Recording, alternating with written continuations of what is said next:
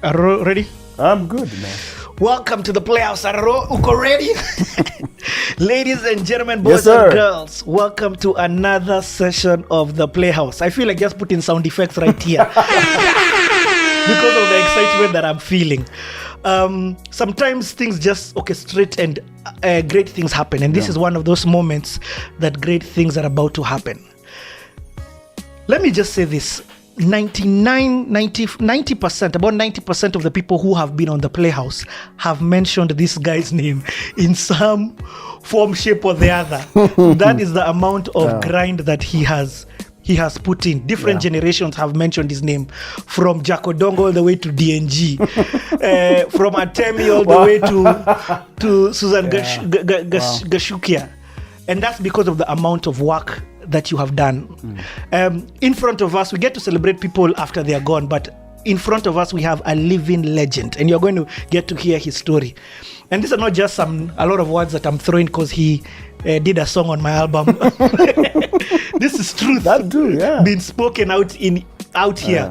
Okay, let me give you some examples of what I mean. When it comes to production, music producer, he has produced for so many different people, different genres, as you're hearing, from rap all the way to jazz, from worship all the way to R&B, name it, he has produced.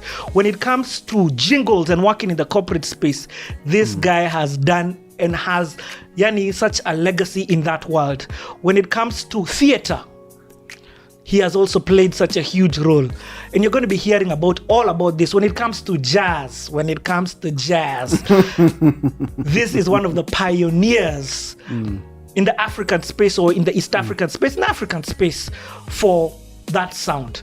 So this is an interview. This is a conversation. I don't even want to call it an interview, but it's both. It's an inter-conversation. I'm coming up with a word here. I'm going to use that, inter-conversation. Anyway, I've been doing this intro for too long, and I'm not apologizing for that, but I'm hungry to get in the story. So ladies and gentlemen, boys and girls, put your hands together for none other than Aaron Rimbui, a.k.a. Krucial Keys. Thank you very much, man. You have to be up with the sound effects. Thank you so much, man. It's I've been watching your shows, man. Your first kudos to you, man. Asante sana. This is archiving. The entertainment scene has so many stories that are unheard of. And so I'm honored to sit on the hot seat. Let me shock you. There's a time you told me, I think it was in 2007, 2008. I was on a computer typing. Inviting guys to a Facebook event, and you told me, you know what, dude, you need to stop rapping, and this is what you need to do fully. Is that so? Told me that. I remember that thing, and I was so upset. I'm like, I'm a good rapper. Tell me, no. You're great at digital. Just think of doing this. Anyway, but look at it. Here we are. 13 years later. Okay, dude, your intro. The reason why, first of all, I want to appreciate you as a living legend. Okay. You're my pal, and sometimes as friends, we don't really appreciate the people for the art they do. Like, for real, that intro wasn't something I've written. That's something that came straight from my heart, just because of the amount of work that you have done. On the Playhouse, we take things slowly. Your story, Annie, I know I called you here for 4 hours, but don't be shocked if you break Mothoni's 30-episode record. So let's take this slowly. And one of the first questions that I like asking people is, when did you fall in love with music? Wow. Okay, let me give my government names. But Aaron Rimbui is my name. I was born and bred on Gong Road, right in Kenya Science Teachers College, October 15, 1979. So I'm technically an 80s. I've got a 7 on my birthday, but I'm technically an 80s kid. And according to my mom, she was very progressive she was monitoring my development as a kid. She said that I had a keen ear for music, and I was attracted to sounds, and so I think I just had the gift. So I started playing drums as early as 2 or 3. So 2 or 3. Yeah, I was like a kid who just liked drums, and even my first toys that my folks bought for me were actually drums. What? Because I just had a propensity for drums, and that started my journey as a musician. As I think 2 or 3 years old, of course, those influences, because opposite Kenya Science, right on the other side, where Nakumat, where Junction is, yes. There was Nakumat is no more. Yeah, I know. where the junction is. Where the junction is, yeah. There was a very famous club called the Bombux Club. What? Yeah. Right there. In fact, the parking, the one that's next to the Shell, right Yes. there, Shell. That Shell has been there for eons. That's an icon. Yep.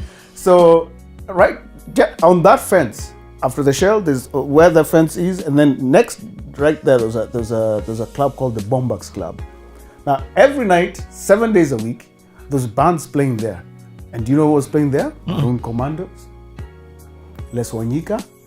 So the music will come onto the other side of the road, because there's the apartments. The way Kenya Sounds, those apartments look exactly the same way. So the music will always come to at night, and then the room I'd sleeping with my bro, it was facing that side. So the music would always be hit by music. Yo.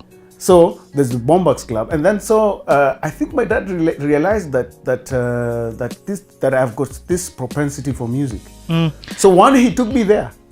What? Yeah, he took me there. And how old are you at this time? I think probably was 4 or 5. I've got a vague memory of it, but I remember because we went there at lunchtime and we found some guys setting up to play. And I don't know who it was who was playing. Probably it was some of these living legends. I bet you, I think it was either one of these, yeah. And so, because there was no one playing, so my dad put, those days there's 5 cents. So he put, remember the jukebox? Yes. So he put inside and the music played, like the LP fell and the canoodle, and then he played music. And then he put me on the drums. And the guy who was setting up was like, hey, this kid can play.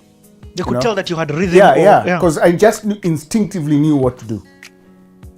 Like it's just a gift. God just hooked me up. That's crazy. Like I just instinctively knew that but now I was a short guy, so I couldn't reach the whatever. But I knew that this what needs to be done. So that's where my music. And then I have to mention that my dad is an artist. He teaches English. And in fact, let me say this. I know Kenya Science because I also lived there for a stint, maybe a year. Okay. And that is a place where it's a teacher's college. Yes. That time it was called Kenya Science Teachers College. Okay. So your parents were teachers at this point? Yes. Okay. That's where myself, my brother Tim Rimbui, who you've interviewed, and of course my sis, we all grew up there. So that was our childhood. Like the first 10 years of my life, if not 9, was in Kenya Science Teachers College. Yeah. So, and that's when music was there are many times when I'm on Gong Road, even up till now, anytime I'm around that area, I look at that, I'm like, man, that's where it all started. There's a time not too long ago, no problem. I decided just to take let me just take a drive. This is like many years. I think I was like 3 or 4 years ago, because I'd never been to Kenya Science in so long, like 30 years plus. So let me go and just see. And man, the memories just flooded, because this is where my life started, So when I was at that time in the 80s, 85, 86. And in terms of your brothers, I mean, in terms of your family, you're the firstborn. I'm the firstborn, yes. And then Tim is the second. What's the difference in 2 years? 2 years? So, yeah, I'm just basically like age mates. Yeah. like this. I'm not seeing too much more than he has. I'm like, I even sometimes I'm like, I'm not really your older brother. So, and then my sister, 4 years. Okay. So 2 years. 2 years. 2 years. Okay. So, in the 80s, my dad liked hosting people, and so he had a collection of LPs. So every so often there'll be all these guests, his relatives, my cousins, and one of his sisters had a huge. Actually, 2 of his sisters had a huge collection of LPs. So they'd always come and exchange this music, and so I started having a keen interest with what is this music that is playing. Until one day. And I'm like, the reason why I'm a jazz musician, I think I was inceptioned by an album. There's a great composer he's an American who the Pink Panther theme? Yes. The guy who wrote that theme, his name is Henry Mancini. Henry Mancini has got like 20 Grammys, 3 Oscars. It's like he did a lot of film work. But then there's this album that my dad got, and then for me it was such fascinating music. I'm like, what type of music is this? Because as I said, on the other side there's Bombaks Club with Les Wanyika that is playing. So there's music that I am familiar with. That is Kenyan music. But then there's this music that my dad has played that's from an LP, and then it's instrumental. There's no one singing. So I was like, but it sounds so fascinating. I'm like, what in the world is going on here? So I think probably that's where the seed was planted. My dad would play a bit of guitar, but he's not a professional musician. But he could play a bit of guitar, so every so often he'd fiddle around. So that's where the music started. And this is 84, 85? Yeah, 84, 85. I was probably 6. This thing for you started early. It started early. Music started very early for me. Like really, really, really early. There's something that you've said there that's already really smacked me. Your dad took you to the club because they could see. Because I was so, I'd be so agitated, like so excited. So one day after a church service, because we'd go to Lavington United Church. So afterwards, like, this guy is just asking for this music. He's like, this guy, like this kid, this 5-year-old is like, why can't he? Like, okay, do you want to go and play drums? Because I don't know if there was a group that came to the service and they had a drum kit. So I talked about this drum kit. Like, what is this guy doing? So they're like, okay, I think I know where there's a drum kit. Bombaks Club have got these guys who set up. So why don't we go and see see if they can allow you to play for a few minutes. So yeah, it took me there. Okay, you've mentioned church. Yes. Did that start as early as you can remember? Yeah, my parents are Christians. And so church started, I think I found myself in church. like as early as I can remember. So. And this was Lavington United Church. Yes. You know, and then my dad was actually very involved. In fact, it's interesting that you're having this conversation, because yesterday I asked him a question. Not too long ago, I remembered about an album that he put out in the 80s with the church choir. So I asked him yesterday, actually, which studio was that? So he was trying to remember, like, you guys, because a song not too long ago popped into my mind. So like I asked him yesterday, which studio is this? He's like, I can't remember, because like that's like 1984, 85. So he was involved in a lot of music activities. So he was a big influence in because there's always music in the there's music going on anytime. Anytime, yeah. And who are some of these guys that you've mentioned the guy for Pink Panther? You've mentioned, who is there anyone else? Later, of course, now I realized the music I was listening to. So first, there's what was coming out of Bombaks Club, I said. There's Les Wanyika, and up till now, in March I was around. I went to Kenyatta Market. This gentleman, what is his name? The guy who sells LPs. And he gave me the small one, the 45. Yes. Of an old Les Wanyika album. And I usually say Les Wanyika, Maroon Commandos, especially those two, are like my DNA for music. You started with Kenyan music early. Yeah, that is my DNA. In fact, Chizi usually says that I'm a Benga musician masquerading as a jazz guy. Actually, that's what informs even how I write my music. That's your X factor. That's why it started, because day in, day out, this is a kid. You know how children, we really, that sticks. Yeah, yes. and it sticks. It becomes like your foundation. So for me, the foundation was actually those two groups, Les Wanyika and Maroon Commandos. That's crazy. Because even right now, if you play the Les Wanyika, it's for me, it's not even like I enjoy the music. It's like it opens. It's like that's why it started. You know. So those were there's Les Wanyika, as I say, there's Maroon Commandos, and then of course later now you start listening to Orchestra Virunga. You know that was the Samba Mapangala. There's a Ugandan guy called Sami Kasule. There was let me remember who else was. I later found out. There was Sami Muraya, because you know you'll have these guys would be booked at the club to play. So there's a lot of Kikuyu music that was actually coming out from that side. That Benga, let me just put it, that Benga sound is It's your DNA. That's my DNA. When we deconstruct it, that's what you find. That's what you find. You won't find. You won't find. Yeah, of course, all these artists that come later, but in the DNA, that's where it is.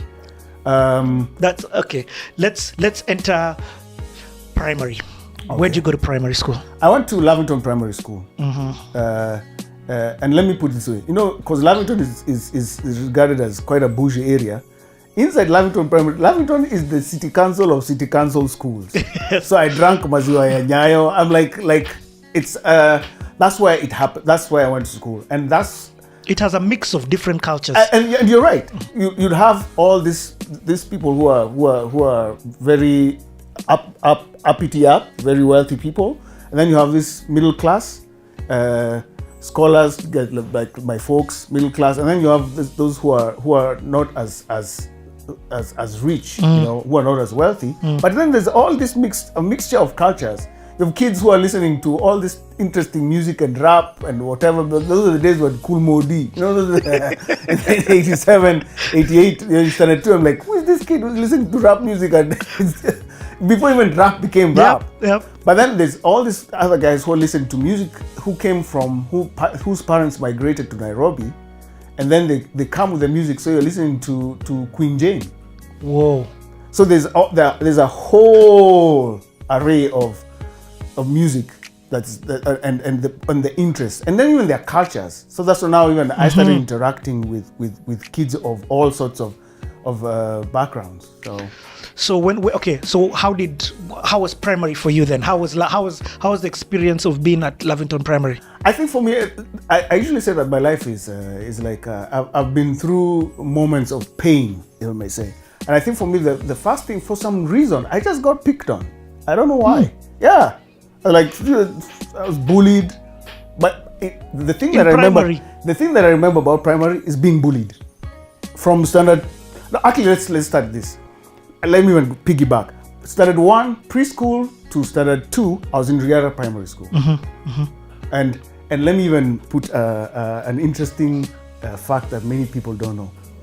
In 1985, at Riara, was my first experience on a piano. And you know who my teacher was? Gideon. Susan Gashukia. Yeah. She had just come back from the States, from studying. So she was helping her folks set up the school. So she was one of the arts teachers. So she's the one who actually, the first time I sat on a piano, it was her. She was right there standing. I think I was 6. Yo. Yeah.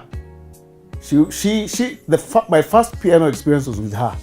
That's crazy. So from pre-unit up till standard 2, I was at Riara. Then I transferred to Lavington Primary School. Why did you transfer? I think my parents, I don't know what the reason was, but I think my parents just decided, like, you know what, let him go to Lavington Primary School. I've never really asked why. But then from standard 2 up till standard 8, I was in Lavington Primary School. Okay, so now your first experience of Lavington, as what I'm hearing, you didn't enjoy it. I didn't enjoy it. Of course, there are moments that I liked, but for some reason, I felt like there was something wrong with me because I was just bullied. Is there something that I've done? Like, you guys are just picking on me. Is there something? Of course, it had an adverse effect on me later because now my confidence. Yeah. But then I found out that the thing that would get me out of being bullied was to play drums on the desk. So when I see that, the way you can just, like, your spidey sense, like, these guys are just about to start picking up on me. So I'll just start a beat on the desk. And then they'll be like, this guy really knows. So I started earning brownie points because I'm really good at this music thing. Because that was my way of escaping. So primary school was not really, a part of it was not that fun for me. For some reason, I don't know why. I don't know why guys get picked on. So did you engage with music? Yes, I have a funny, interesting experience with music. So I instinctively knew music. But now music as a subject was introduced in standard 4. So that's when now they start teaching music. Art, craft and music. KCP. Yeah, arts and craft and music. So my first music lesson, so they have taught us, so we did the first exam, for music. That's when you're being taught. Remember those days, now later I think I'm like, why were we taught that way? Because now how we know those notes for music, we know them as quarter notes, meaning, but remember they used to call them crochet. And then you do turn, two, and then what was this movement? What was this whole movement of doing your hands like this? What is this? What is anyway? So when we were taught you know those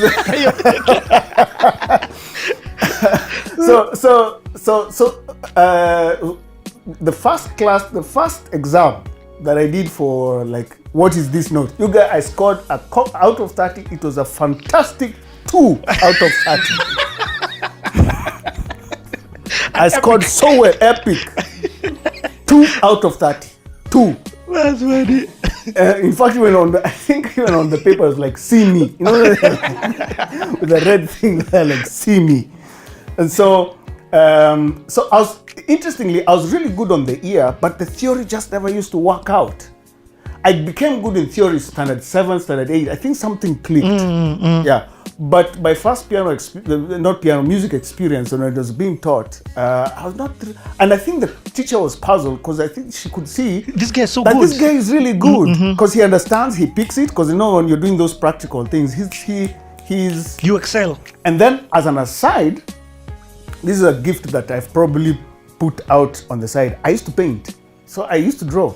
So part of my other thing that I do is that I draw. I do painting. Even in high school, I took arts, fine art. But music continued all the way till and at that time, let me now mention now my music scope. Now there's KTN has showed up. The life changer for everyone born in the 80s and before. Channel 62, 1989. Yeah. Ding ding ding ding ding ding ding ding.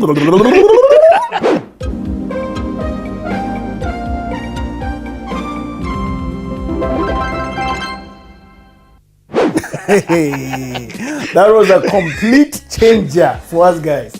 And now we started getting all this other music and content, because now we were restricted at that time to VOK. Before it became, first it was KBC, then it became VOK, and then now it's gone back to KBC. Now, VOK was fun, because you know the shows that we used to watch? It was Sing and Shine. So I used to really, really watch Sing and Shine. I used to watch, and there was a song called, there was a Sunday Music Parade, if I'm not wrong. And you know who the signature tune was by, at that time she was called Lydia Abura. Acheng Abura, yes.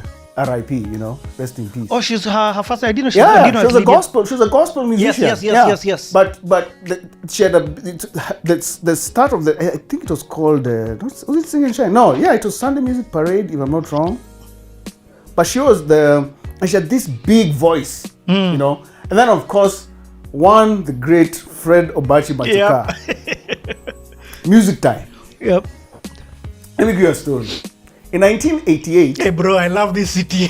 Your stories. In 1988, I don't know if Music Time had already started, but there was a TV show. Either it was an MTV thing, and it was like a public holiday when Michael Jackson released Bad. The video came out with Wesley Snipes. Let me tell you, I think I was in standard 3 in 88, or 87. Let me tell you, as kids, we spoke about that video. Bad, not Thriller. Not Thriller. Thriller was young. Thriller is like 1984. So at that time, Bad was not a 90s thing. Bad came out in 1987. Okay. It was the follow-up to Thriller. Yep. So now I that's remember the time. Bad because it was video was crazy. In the basement, the dancing, the dances, you know, and Bad then versus Good Guy. And then of course and then strangely enough, you know what I really liked about Bad? There's an organ solo. If you listen to Bad, there's an organ solo right there. I'm like, what? What is this going on? You know? That's what you're listening to when you're listening to the song. Yeah, that's what captured me. Of course, as a kid, you're like, of course, you know, Michael Jackson and his robotic. Of course, that fast, and then his moves, the moonwalking. But then I started listening to the music more. That shows that thing was in you. Yeah, I was really attracted to music from a young age. So that completely were like, wow, you know.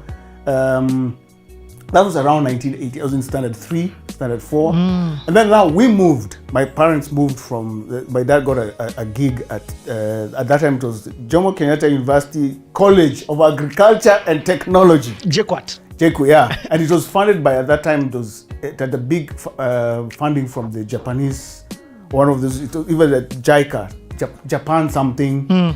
So, but I was still in Lavington Primary School. So the bus, JKUAT to Lavi is far. It's far. So, because the people who are still working in Tao, because JKUAT, yes. So now the bus would pick us up at 5:45 and then drop guys in their schools. But on the way to the school, that at that time there wasn't traffic. So like in about an hour you're in school. What is most of the drivers, what are they playing? Swahili service. That's when I started. Now my music palette became bigger because now the Swahili service will play Pepe Kale. It'll start playing now more of this Congolese music. Franco will come into the picture. You start listening to Madilu System, and then Cameroon music. Remember Utna? Yes. The big U, T, N. Those graphics were just the best graphics. So we started listening to now music from Cameroon. Sam Fantoma started showing up. We started listening to Prince Eyango started showing up. And then, so there's all this music, and as I said, my DNA is who? In fact, that's what it's Benga. Your DNA is. So now, this African music is so appealing to me, because I'm like, yes, bad is good, but there's something about these Congolese musicians. Now you start listening to bands from there's a fantastic. In fact, I had to go look for the album on iTunes and buy it. Not even stream. These are I have to get it. There's a group that came out from Tanzania called DDC Milimani Park. Those guys had such nice music. I listened to, in fact, one of the tunes. I want to cover one of my tunes from the next record that I record.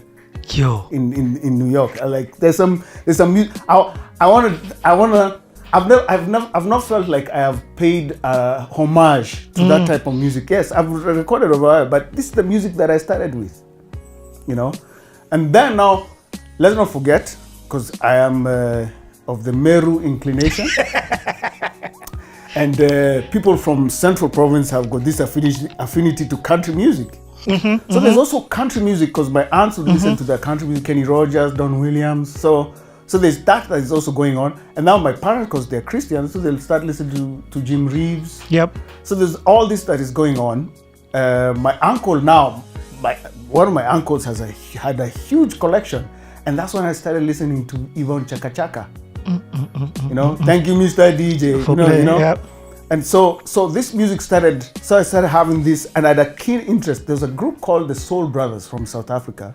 About this guy who's playing an organ. These two guys were playing the organ. There's a guy playing the organ, and that music used to floor me, So that's where I'm blown away by your. You see, when I've met you in life, I know Aro as a jazzist who listens to Miles Davis and all of these other guys. You get, but your music, when I would hear you produce, I would hear a very strong African sound. Yeah, I'm beginning to understand it's who you are. Yeah, I can't help it. It's your reflex. I can't help it. In fact, let me even piggyback, because of course I'll give you my journey now in New York. But the first time I played with, I was not too long ago. I was doing a show with some cats in New York, and that day in the morning we met to rehearse. So when I played, this guy is a hotshot drummer. The guy looked at me like, "Where are you from?" Because it was a quick rehearsal. So like I said, I'm from Kenya. It's like, yeah, I could tell. Just because of And by the way, in my mind, because I was even reading a chart, I was playing jazz and in my head. I'm playing it like the way you guys play it. Like this one, I'm not even trying at it too. Or like this, we're playing like mad standards. I'm playing it the way it's supposed to sound. Yeah. But they could tell there was something the different. guy just even stopped, like, yo, bro, where are you from? So I can't hide it. And that's a good conversation probably we'll have later about Kenyan sound. I'm like, it is in our DNA. let me quote Hugh Masekela. He says that we are so confused about our identity, yet it is there. Like music is an accent. The way you have an accent, the way I can, you know, I always say that when you listen to Capital FM, I work at Capital FM, the way you hear guys with a wang, let me tell you, you are as African as Africa. Even if you put the heaviest New York accent, it will come out. There's an accent there, you know. You comes out. Yeah, so for me, my accent is Les Wanyika. It is Maroon Commandos. It is Sabi Kasule. It is Tabu Susa, Vundumuna. There's a group that he used to manage those days. It is all these guys that I'd listened to. That is my accent. You know why I love this beginning journey of yours? Because you're mentioning our history that has been forgotten. Yeah. Because a lot of these people who you're talking about, there's a generation that has no idea about them because maybe it wasn't as documented as well. Like me, I'm listening to you and I'm just like, I need to find these guys. Yeah. And bring back who we are and tell our stories. What is this guy? Super Mazembe, you know. Those are the guys that were playing hard in Nairobi. And so that's the music that I grew up listening. And now when KTN showed up with this new programming, now I started listening to all this new. That's now when this westernized it world opened exploded. up. Yeah, of course, KBC and VOK Sundowner. Yeah. Would, by the way, let me speak to the camera. Please, I've been looking for, let me even move closer. Whoever has got that tune for the opening sequence for Sundowner, please.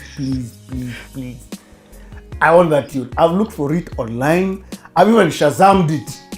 It can't even be picked. If you work at KBC, please, I want that tune. There's that one, and there's a tune for what is that current affairs program? What is it called? Mamboleo. That Mamboleo theme song, please. What was the Sundowner tune? The Sundowner tune is I'm looking for that tune. If you can, please. Who is that artist? Please. You guys, like 15 years of my life, I've looked for that tune. I can't get it. Yeah, that's the one. Dunia Wiki. Yeah, that one. Okay, by the way, we are happily shooting at Mugash's. Yeah, Mugash. Because Aroro is homeless. He lives in New York. I'm homeless. So we crashed. Yeah, Mugash. Yeah, we crashed at your house. Okay, to delay with this. So I have this question that I want to stick to this era. Yeah. In primary, have you entered plays? No, not yet. No. Sorry. And church also, in primary and in church. There's a in 1989, my dad, actually, because of his work in colleges and teaching music, he was in the drama class. So in JKUAT, we did the kids of the lecturers put up a play, and my dad is the one who directed it. So that was my first experience with it. It was a Christmas play. There's the end of year thing for the institution. So my dad went and said, I can give you a play for these kids. And so that was my first experience with plays. And then Lavington United Church, because a lot of the kids who come there were in St. Mary's. Now St. Mary's has a huge culture of musicals. So many of them now had this thing of Lavington was actually known. Lavington United Church was known in the 80s and part of the 90s as the church. If you want to go see a serious play and musical, go there. So plays and musicals actually, let me even say, there was that's where it came. But you see, at that time, because of moving to JKUAT, we're not going to Lavi as often. We're still members, but now we just attend the services, the church service. And in this time, what are you doing? Are you doing drums? Are you doing piano? Are you doing acting? Piano is like eons from now. That's later. I was a drummer at that time, so I was playing drums. Whatever drums were there. So even as a musician, my first they say music you've got three roots. You've got rhythm, you have harmony, and then you've got melody. Now, as a composer, there's some people who are strong on each, which is their first instinct. So there's some people who hear melodies first. Kanji is really good at that. Like he just weaves. So sometimes we're like, how do you get that thing, you know? So there are people who are good with who start with harmony, you know. So Eric is really good. Eric Wenaina is really good because he'll sit down and you play a sequence and then everything will just come from. Now for me, because I started out as a drummer, Rhythm. Up to date. Metronome, Up to date. Even when I write my own compositions, I actually play air drums. I'm like, I imagine how it will sound like as drums. And so sometimes I'm really hard on drummers. I know I was going to say you and Georgie. Yeah. I'm really hard on drummers because I still do play drums. So that is my first instinct. So at that time, when I was a kid, drums was that's what I was doing actively. So now, and another question is, at this time, are you like, I want to be a musician? No. At that time, I actually wanted to be a fighter pilot. Sure. I wanted to be, anytime there'd be that fly past, oh man, it was like heaven, you know. And thank God that my dad introduced me to some currently right now they're like the kahunas of Kenya, of the military. Yeah, right. At that time they were starting out, like that's 30 years ago. Right now, even when I meet some of them, I'm like, boss. You're like Major General. You're like, woo. They really laugh because they saw me as a kid. So some of them were really close. You know? But because I had an interest, even I used to have an encyclopedia for jets and whatever. I actually really wanted to be a fighter pilot. And where did you see this that you wanted to be a fighter? Movies, Top Gun. Yeah, because we used to live in Kenya Science. There used to be the Nairobi show. Yes. And anytime the president would open the need, there would be a fly past. So every September there would be like 3 weeks of serious noise. F5s. By the way, I'm actually quite good with all this. I know when you call them F5s. And F5 Tiger E 2 Mach 1.64 with the 2 turbojet engines. Yeah, I know. Yeah.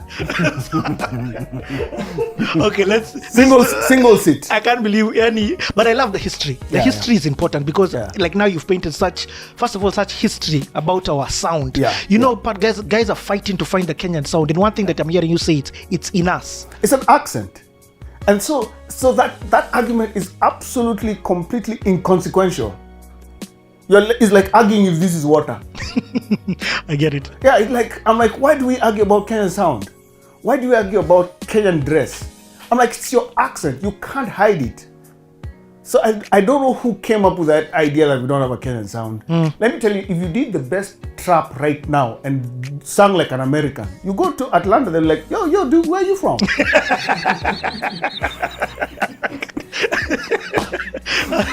And that time here, everyone is like, oh, it sounds so American. So now the sad part, why I find that thing is so sad, is that you always find yourself in this no man's land. Here, people are saying you're too Western. Outside there, they're saying you're not Western. So you are confused. I'm like, at home, this guy is saying I'm too American. You go there, you're like, you're very African as they come. Okay, let's continue this journey. This is nuggets on nuggets. High school. Okay. I know this is a turning point in your life. Yeah. Let's talk about Before it. even high school, let's go even to standard 8. Okay. I think standard 7, 8 is when now music started crystallizing. Because now I started blowing that from 2 out of 30. It ended up being now 29 out of 30. So it started making sense. The theory bit. Yeah. And then let me also add, in 1991, during the school holidays, my dad, I usually say it's like it was just wisdom. You know, the parents just do something and they don't realize what they're doing. So I think in their head they're like, these 11-year-olds, other than just playing and getting injured riding BMXs, why don't you go to a music school and since you're into music, go teach yourself piano. So we were signed up for a holiday class on what is this road behind Valley Arcade? I get the one. I know the one you're saying. It's called Acadia Music School. So that's where now now the full experience of piano started. But at that time I was not really interested in piano because now these guys are showing me notes, fingering. So they're like, give me drums. In fact, they're like, I want drums. And then my dad had gone to the UK, and when he came back from the UK, hey, bless him, he came back with a drum kit, a full 4-piece drum kit.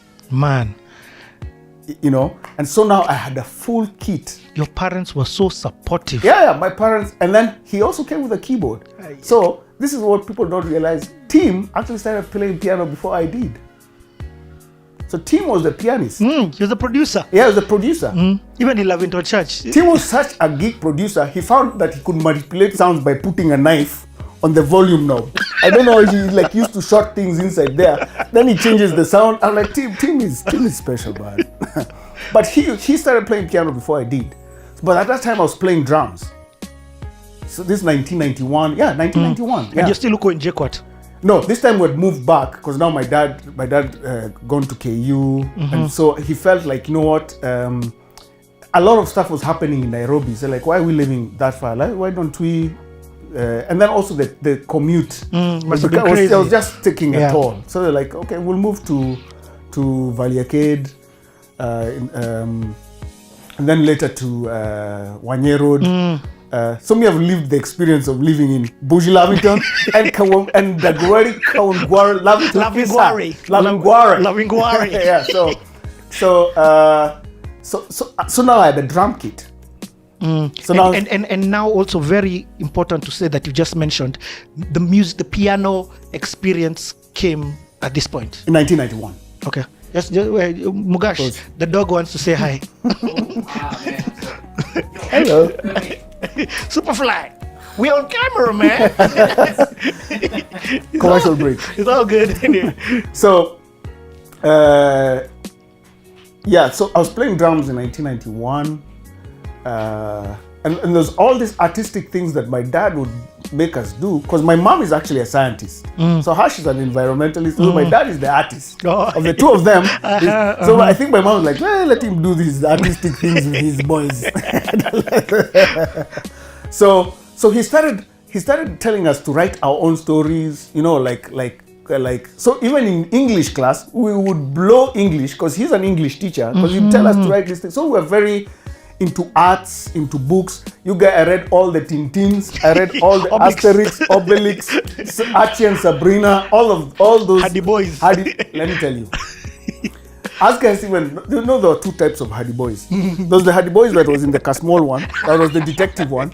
Then those Hardy Boys mysteries. When you got into mysteries, that's when now I was like, us guys have reached. So in primary school, when guys would unleash the Hardy Boys, the Kawa detective, I'm like, yeah, you guys know. Me have hardcover Hardy Boys mysteries. Do you have that one? None of me are blowing me. You guys are not blowing me. You guys are still reading Nancy Drew. Nancy Drew. That's hilarious. Okay, so drums became my main thing, my main focus. So that piano was just touching. But you understood. I understood, and I'd credit that was the first time now I got really into theory. Okay. And probably that's why now in standard 7 and 8, I started blowing the theory class, because I was doing these classes during the breaks. Yep. You know. Then at the end of just before high school, a major life event happened for me. The fire accident. Okay, let's talk about that.